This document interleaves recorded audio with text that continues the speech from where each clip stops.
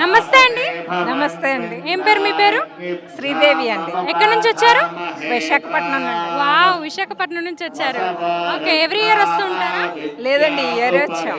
ఇయరే వచ్చారు. ఎలా అనిపిస్తుంది ఇక్కడ ఏర్పాట్లంతా? చాలా బాగుంది. విఐపి దర్శనంకి వచ్చాము, కానీ ఇక్కడ ఇలా కూర్చొని చేసుకోవడానికి చాలా బాగుంది. ఓకే, చాలా సంతోషం అండి.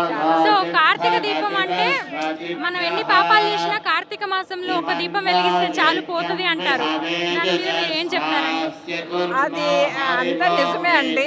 ఈ రోజు ఇలాగ ఇక్కడ కోటి దీపోత్సవం సోమవారం మాకు ఇలాగ ఇంతటి అవకాశం రావడం, దేవుడు రప్పించుకుంటేనే మనం రాగలమండి.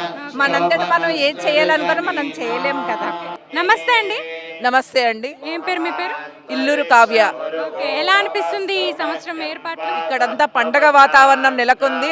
మనము ఇక్కడ ఈ ప్లేస్లో ఎందుకంటే అన్ని కళ్యాణాలు, అన్ని జ్యోతిర్లింగాల నుంచి, శక్తిపీఠాల నుంచి అందరు అమ్మవార్లు, అందరు దేవతలు ఇక్కడికి విచ్చేసేసి మనకందరికీ మనం అన్ని ప్లేస్లకు వెళ్ళలేం కాబట్టి మన భక్తి ఛానల్ అయిన నరేంద్ర చౌదరి గారు మనకు ఇంత మంచి చిన్న వాళ్ళకి ధనిక పేద భేదం లేకుండా ప్రతి ఒక్కరికి కూడా ఈ అవకాశం ఇస్తున్నారు.